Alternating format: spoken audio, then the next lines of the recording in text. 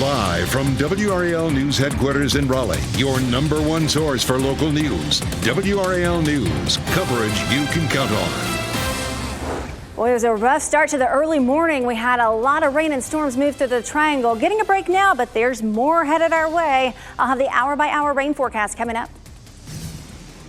And a tree has hit a power line in Raleigh. Coming up, how crews are working to clean up this aftermath.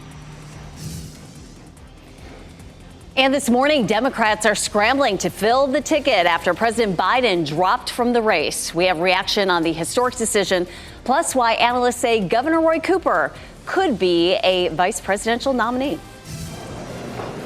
Flights continued to be canceled, not just here at RDU, but nationwide due to a major tech outage Friday. Coming up, I'll tell you how many flights have already been canceled this morning.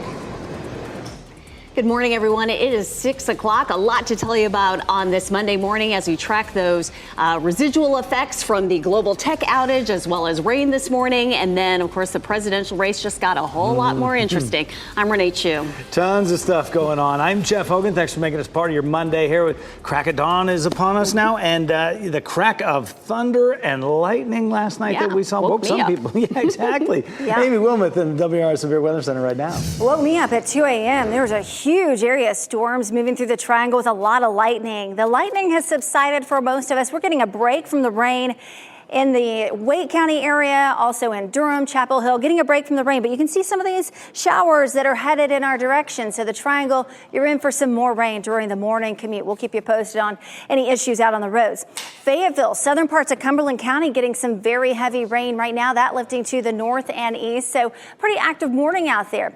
Look at futurecasts. We'll still have some scattered showers and storms this morning, but I think for the most part, the heaviest rain has ended for many of us for at least the time being. For the middle part of the day, I think we'll have a break. So if you want to get outside, do some outdoor things, that'll be the time to do it. But late this evening, we'll have another round of scattered showers and storms moving in. And some of those could be severe on an isolated basis. There's a level 1 risk from Durham County and points to the east. And that means isolated severe storms possible. I want to show you the Fayetteville sky cam, the rain coming down here in Fayetteville. There was lightning a short time ago. That's subsided a bit. So we'll have a little bit of a break, still that isolated chance for the middle part of the day. But again, another round of storms headed our way the second half of the day with highs in the mid-80s. Ken?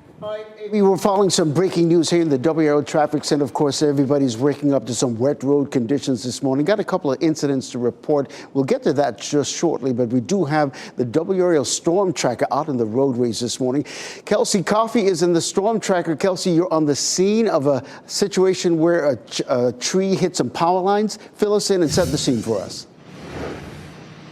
Ken, this tree is down in a neighborhood on Brandywine Road. This is near Trinity Road, about 6 minutes away from PNC Arena. So if you take a look here behind me, you can see that that tree has fallen on a power line. At least 4 or 5 Duke Energy trucks are here, so crews are working to clean up that aftermath right now. We'll be sure to keep everyone updated on when this is all cleaned up. But Ken, in the meantime, what can you tell folks about the roadways? Right now, the good news is we have a couple of incidents to report, but they're mainly on local roads. That was on Capitol Boulevard. There's a disabled vehicle on Pool Road, just in the eastbound lanes on I-440 westbound, not causing any major problems for your commute. We do have reports of Raleigh police working on a number of crashes. They're all on local roads. As you can see from our census this morning, all the major routes are delay-free at this hour. Democrats are right now trying to fashion a new presidential ticket just months before the election. President Joe Biden's decision to leave the race is sending shockwaves through the political world. The Biden campaign is now fully backing Vice President Kamala Harris, but Harris is not officially the nominee. The Democratic National Committee plans to use a virtual call to nominate a candidate in early August. It could also choose to open its convention to nominations. Biden says he will address the nation about his decision later this week. We have team coverage of the reaction to Biden's decision and the next steps for the Democratic Party. And we start with WRAL's Laura Levine live at the Legislative Building in Raleigh this morning, where analysts are saying Governor Roy Cooper, depending on who you ask, is on the short list to be her choice. Jeff, the race to be Kamala Harris's running mate has already started. Speculation began swirling pretty quickly on who that would be. All eyes on North Carolina as Governor Roy Cooper is on a short list as a possibility. We know it was just last week when Cooper joined Kamala Harris on the campaign trail right here in North Carolina in Fayetteville. Now, the logic behind his potential VP pick boils down to a few reasons. For one, he's a Democrat proven to win in a right-leaning swing state that could pull more people in North Carolina and conservatives across the country. To be frank, he hasn't lost a race, and that is pretty impressive to the Democratic Party. Political scientists also note Cooper has made it through his entire political career without major scandals, making him a safer pick. I think he'd be very strong, and I would say that probably any year, but I think in this particular context, especially if Harris is at the top of the ticket, I think he would have some unique strengths, starting with the fact that he knows Harris, they trust each other, they work well together, and I wouldn't underestimate the importance of that. Now, the last time we spoke with Cooper just last week, we asked him about this, and he said he hadn't had any conversations on the topic. However, we know things and news can change pretty quickly. In a statement, Governor Roy Cooper did endorse Kamala Harris last night. He says that she has what it takes to defeat Donald Trump and lead this country. He also said that he looks forward to campaigning for her. Laura Levine, WRAL News, live in Raleigh. And good morning. I'm Chris Lovingood in the WRAL Live Center. President Donald Trump even told CNN that he thought Kamala Harris would be easier to beat in comparison to Joe Biden. But this morning, I wanted to know who exactly is on this short list of people that could be on Kamala Harris's ticket should she be the presidential nominee. Pennsylvania Governor Josh Shapiro is one choice here. This is from Politico's website. Arizona Senator Mark Kelly is another. Michigan Governor Gretchen Whitmer, the third here. Kentucky Governor Andy Beshear, and then this last one should look familiar to you, North Carolina Governor Roy Cooper, as we've been talking about this morning. In fact, he, alongside others, including those I just mentioned here on this list, are going to be on MSNBC's Morning Joe this morning. We're watching for that right now to see what exactly is said. And of course, we're watching exactly what unfolds in terms of who will actually secure the Democrats' nomination for president. And Chris, if folks want to get some further information on Governor Roy Cooper's prospects as a Democratic running mate, you can go to our in-depth story at the NC Capitol section of WRAL.com. You'll also find a link to a special episode of the WRAL Daily Download, breaking down Cooper's chances. Democrats are pushing for unity as the party seeks its new presidential nominee. But the party is stopping short of fully backing Harris. DNC Chair Jamie Harrison says the party will undertake a transparent and orderly process to move forward with a candidate who can defeat Donald Trump in November. Catawba College political scientist Michael Bitzer believes the Democrats will nominate Harris, especially after Biden's endorsement. If you bypass the first African-American woman to potentially head a ticket, you are going to have to deal with a core base of the Democratic Party and the potential retribution that that could bring as well.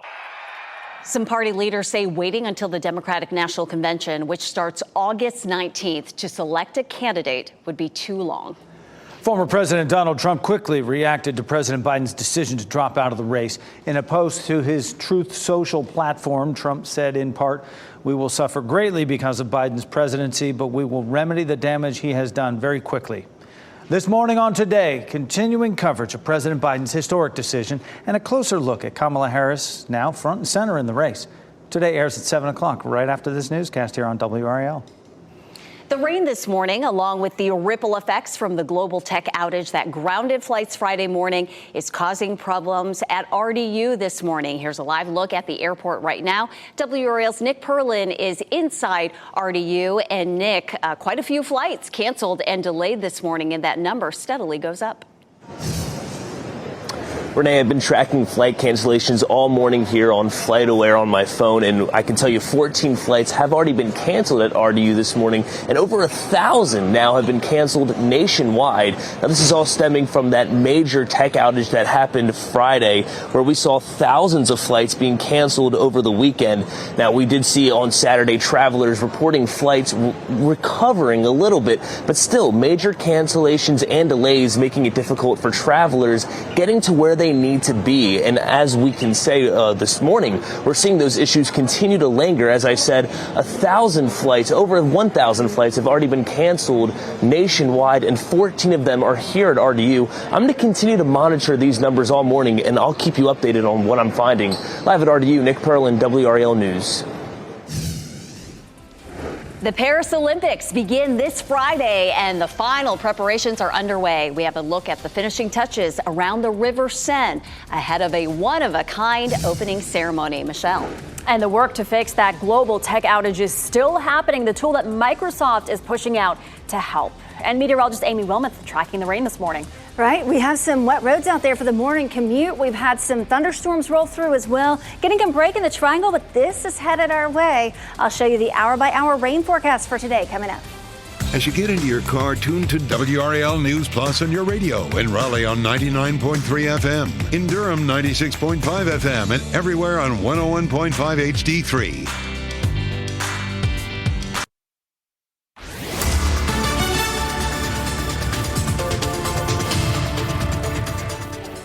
Welcome back and good morning to you. We have scattered showers and even some thunderstorms out there. We have a break in the triangle right now, but look at this batch of rain. It's lifting to the north and east, so some more rain headed for the triangle. The heaviest rain right now down in Cumberland County. That's where we have some lightning as well. So Fayetteville, you're getting some very heavy rain. It's lifting to the north and east. So early morning, we're going to have pockets of rain, not for everyone, but just watch for some hydroplaning issues. We have some ponding on area roadways. Just be careful. Take it slow. You might need to plan for some extra time. Ken's coming up in just a minute.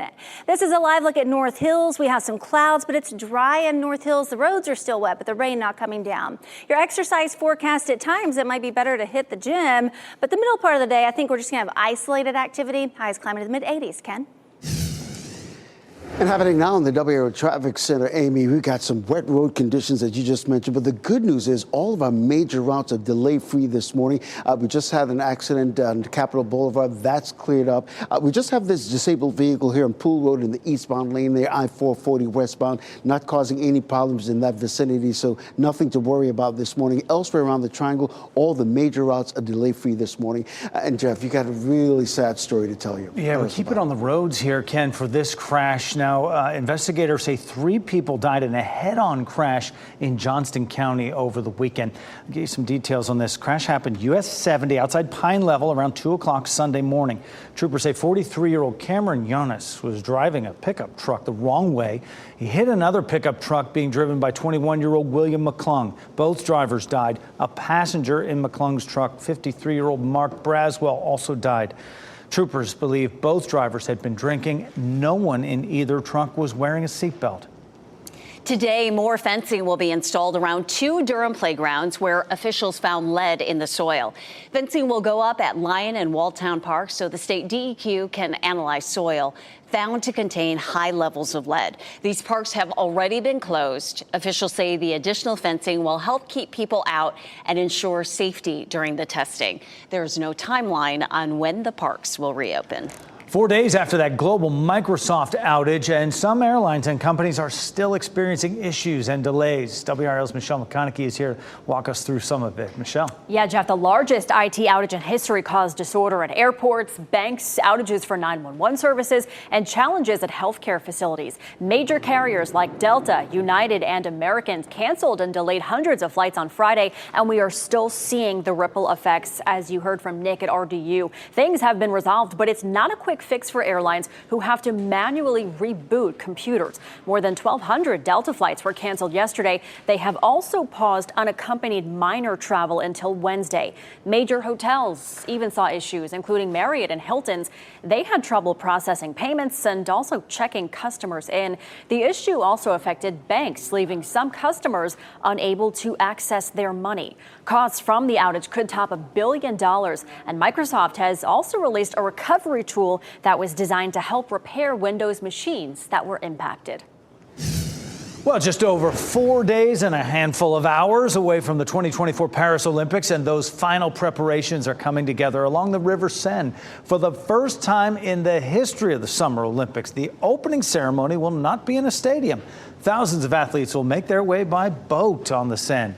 That route ends at the Eiffel Tower. Workers are constructing seating and barricades along the river.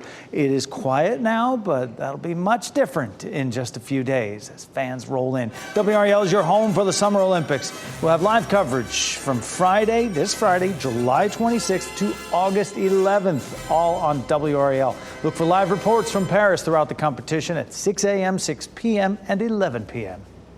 It is 6:17. We're seeing scattered showers all across the viewing area right now. A wet Monday morning kind of fits with the Monday vibe. Meteorologist Amy Wilmot in the WRAL Severe Weather Center with that line of storms that's been moving through. That's right. I have this started at 2 a.m. this morning. If you were woken up by some loud thunder, it's because we had a lot of lightning moving through the Triangle area. As that continued to push to the east, the lightning kind of fell apart, but we still had the rain. We're getting a little bit of a break in the rain in Wake County, Durham County, and also into Orange County. But there's another batch of rain headed for the Triangle. Right now it's in Sanford and Chatham County as well. That's lifting to the north and east. So more rain headed for the Triangle area. Heaviest rain right now is focused over Cumberland County around Fayetteville and a little bit to the south of town. If you're in Fayetteville, you had some lightning a short time ago as well. Steady rain for some of you for the morning commute. Definitely wet roads out there and some areas of ponding as well. By midday, most of the rain is going to be gone. We'll have a lot of dry time, so that's when you can do some outdoor things. The rain should be north and east of us. But then late this evening, scattered storms possible again. We do have a level 1 risk for severe storms from Wake County and points to the east. Hour by hour today, so we have scattered showers and storms this morning. We're dropping that chance down to just a 30% chance for the middle part of the day into the early afternoon, but back up to a 50% chance late this afternoon and into the evening commute as well. A look at our flood risk. It's on the low end for today and tomorrow and Wednesday, but Thursday we have an approaching cold front, so that's the day when we could get the heaviest rain and we have a medium risk for flooding. And then by Friday we have a low end risk for some flooding. So this stormy pattern continues. This is a look at the last 24 hours, how much rain we've had. If you're anywhere in the shade of purple or red, that's 2 to 3 inches of rain. If you're in the blue area, it's about 1 inch of rain, and if you're in the green area, it's 1/10 to 1/4 of an inch in rain. Additional rainfall is expected this week. We have storm chances each day this week. Anywhere from 3 to maybe 5 inches of additional rain will be possible. Check out this Weather Watcher picture sent in from Keith in Lillington over the weekend. A good shot there of the lightning. If you have some pictures to share, go to WRAL.com and search Weather Watchers. We'll show them on TV. A live look at RDU. The tarmac drying up a little bit. It was pretty wet earlier when we had some heavy rain. 73 in Raleigh right now. The dew point 71. So it is definitely a sticky start to the day today. We'll have a high around 86 this afternoon. 91, that's the hottest day this week. On Tuesday, we'll have some scattered showers and storms. 89 with some storms Wednesday. Thursday, our best opportunity for the heaviest rain. And then rain chances continue into Saturday, but just in time for the second half of the weekend, Ken, we're going to be drying it out, which is some good news to finally not have rain in the forecast. Yeah, exactly, but we got rain now. We also have some wet roads out there to tell our viewers about this morning. But the good news is all our major routes are delay-free this morning. We had an accident that we were working just a little while ago in Capitol Boulevard. That's cleared. Right now, that incident right now is just a disabled vehicle on Pool Road in the eastbound lane at I-440. It's not causing any problems in that neck of the woods. But if you happen to be navigating Pool Road, just know that you're going to see some police activity in that area. Elsewhere around the Triangle, we're not seeing any delays whatsoever on all our major routes, which is good news this morning. We do have the WRAL storm tracker out on the roadways this morning. Right now, they're at the scene of a tree that hit some power lines just a little while ago. You can see right now Trinity and Brandywine Road right there in Raleigh, in Wake County. As crews work on that area, that road is partially blocked right now, but not causing any major problems for your morning commute. But we'll keep an eye on it and keep you posted here in the WRAL Traffic Center. Thanks, Ken. There are some Carolina Hurricanes players that spent the weekend living it up in Finland. Coming up in What's Trending, the teammates who made the trek to support Sebastian Aho on his wedding day. Look at those pics. And Twisters is a hit at the movie theaters. How the biggest live action opening of the year is performing at the box office. And here we have a look at your NC Education winning lottery numbers. We're back with What's Trending in a minute.